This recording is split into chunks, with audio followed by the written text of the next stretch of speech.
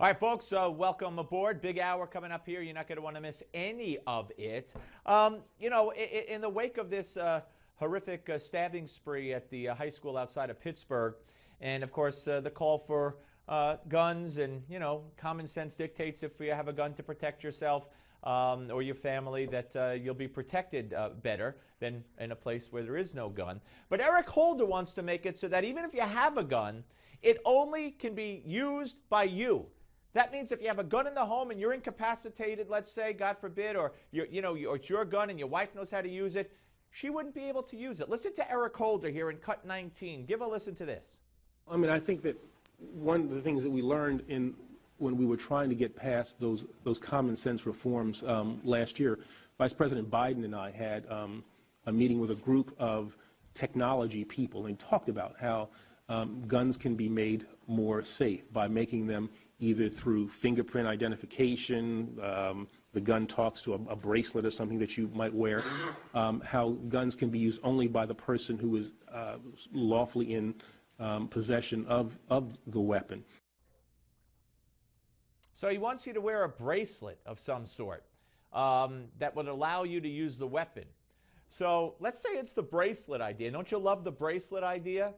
First of all, if you have a right to carry and you have a concealed weapon, you're alerting the bad guys, hey, I got this bracelet on that indicates that it's going to enable my gun.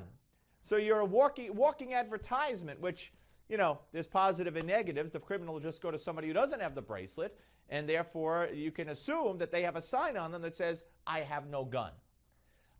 It's just bad news. It's really bad news. Here's more from Attorney General Eric Holder. So it's those kinds of things that I think we want to try to explore so that we can make sure that people have the ability to enjoy their Second Amendment rights while at the same time decreasing the misuse of weapons that lead to the kinds of things that we see on a daily basis, where people, kids especially, are struck down. Okay, I don't see. Kids are struck down. You take any of these mass shootings involving kids or anybody, that person owned that gun. Okay, they bought it legally, they owned the gun. So they would have the bracelet, if you will, or whatever mechanism to fire the gun. How would that have prevented any of the deaths that we hear about in the news all the time? And the answer is it would not have. If he's talking about kids accidentally getting shot with guns that they pick up on the table, or a brother picks up, God forbid, and shoots a sibling or whatever, those are tragedies. But that speaks to the responsibility of the gun owner. And those deaths, those accidental gun deaths, okay, within the home are so rare. Again, many more kids die in the bathtub, die of strangulation from the blinds. We've been through all these statistics over and over again on this show with various guests, including the great John Lott. So I don't know what he's talking about. I don't know what the context of that was, as we've see almost every day. You're talking about drive-bys and gang shootings? Well, anybody who has a gun that they buy legally, illegally, whatever, they're going to get the bracelet with it, or the mechanism by which to fire the gun. All right, we are joined right now by Senator Mike Lee, Republican from the great state of Utah, who we welcome back to the show. Senator, good to talk to you again, sir.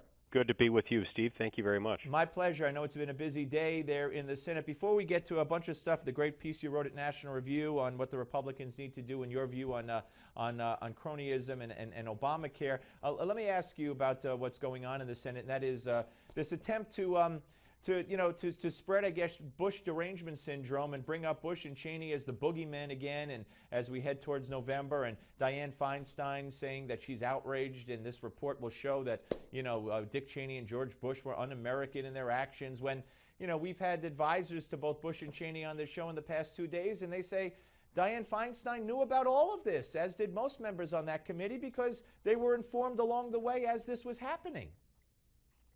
Yeah, that may well be the case. To be perfectly honest, I'm not familiar with these events. These predate the time when I was in the Senate. Sure. But, sometimes in Washington, without speaking to the facts of this particular set of circumstances, sometimes you'll find members who will speak out and express outrage once something becomes public when in fact they've been apprised of it all along. Yeah, So. it's very sad. All right, talk about, you wrote a very detailed column about, in the National Review, about how Republicans, have attacked Obama for various issues, including cronyism and his economics, and you have some advice for Republicans going forward.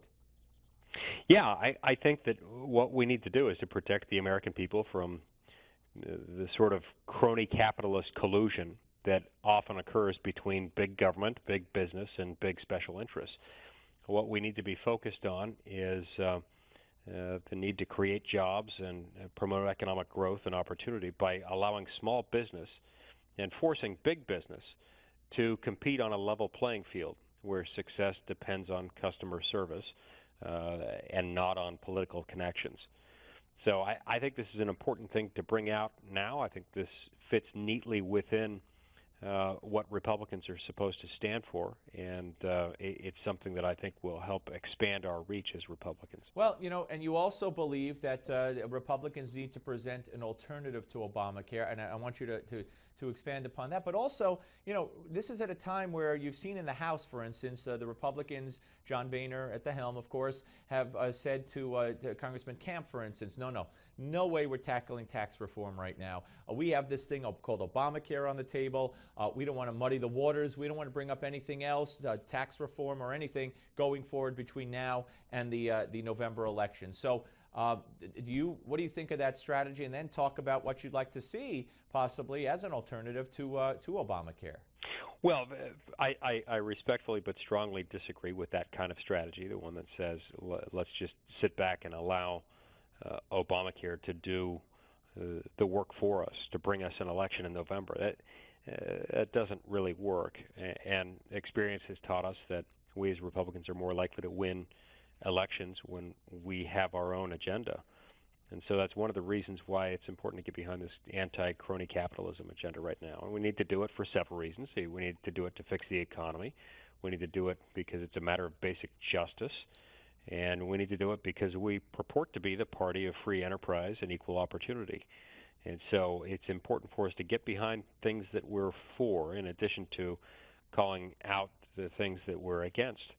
And so that's why I'm, supporting the Export-Import Bank Termination Act and the REINS Act, the Regulations from Executive in Need of Scrutiny Act, which has as its aim reforming our federal regulatory system.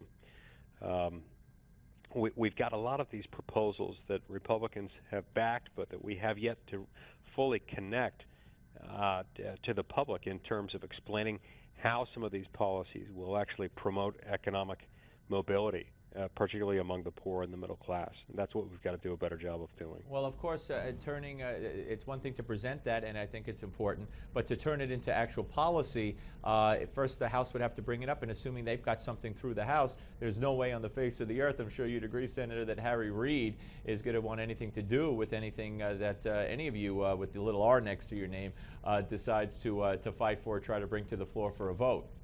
Well, perhaps not, but if that's the case, that's all the more reason why we should be able to use this as a tool for explaining how we would govern differently, how the Senate would function differently if it were under the control of Republicans. If Mitch McConnell were the majority leader instead of Harry Reid, certain things would happen very differently around this place. I think that's part of what we need to message.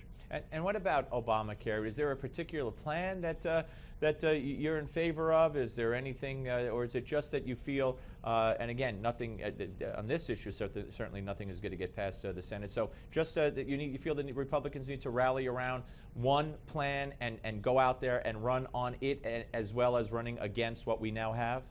In time, yes. In time, I think Republicans will need to rally around a single plan. But right now, we don't need one plan. We need 10 or more. We need at least 10 Republican alternatives to Obamacare to move forward.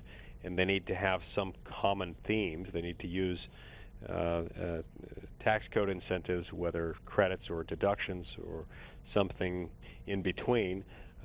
We need to use the tax code to help encourage Americans to buy health insurance. Health insurance needs to be portable from state to state and from job to job.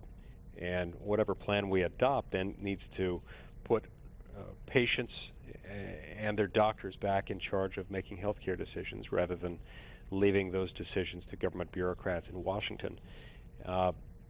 But like I say, we need 10 plans that have those characteristics to emerge, and from those 10, I think we will be able to select the best one and eventually put something through that can pass. Let me ask you about something that really is very, very troubling to a lot of people. Harry Reid, on a daily basis now, is going to the floor of the Senate, and he is blasting the Koch brothers and calling them, I mean, you want to blast them, that's fine. You want to say you disagree with them and you don't like their commercials, that's fine. But he's calling them un-American. And I mean, you know, to me, this kind of dovetails in with the CEO of Mozilla. You know, he gave a check to Prop 8 back in 6 years ago, and now he's out of a job. It's troublesome. It's very troublesome to the general public to see the majority leader of a Senate go after two men for daring to be billionaires, even though they're two of the most charitable men in the world, because he disagrees with them, and then call them and label them un-American. It's almost unprecedented. Yeah, I think it's really sad. I think it's unfortunate and it's unnecessary for him to personalize it like that, especially when the men that he's talking about are trying to promote constitutionally limited government, the kind of government that our founding fathers fought hard to put in place.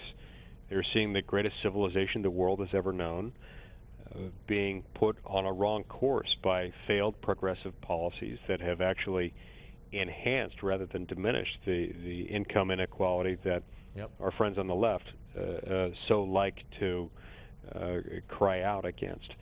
And I think it's sad, and I think it's ultimately misguided. One more, Comcast. You've talked about the Comcast deal pending and how it could be a threat to conservative media. Explain. Well, one of the concerns that I asked about at the hearing this morning in the Senate Judiciary Committee just relates to the combined market share that these two companies would have at the end of the day if the merger went through. And I wanted to find out whether or to what extent there was any way to ameliorate those concerns or to assuage those concerns that some people have expressed to me, suggesting that NBC, whose liberal political leanings are no mystery to anyone, which is tied up, which is owned by Comcast, would end up playing some kind of a role with a larger post-merger company in locking out more conservative content, especially in political news reporting. Are you convinced that that will not be the case? You know, it's difficult to tell at this point. But you're concerned enough to investigate it further? I've heard enough concerns raised by enough people that I think it's worth asking the question. Okay. Senator, thank you so much for your time, sir. Really appreciate it. Thank you very much. Senator Mike Lee, ladies and gentlemen, here on the Steve Malzberg Show. And that is a big story and something that we should keep an eye on. And I'm sure Mike Lee will investigate that further, as he's indicated. When we come back, it's the panel, and it's coming your way if you stay there. Steve Malzberg Show, Newsmax Television.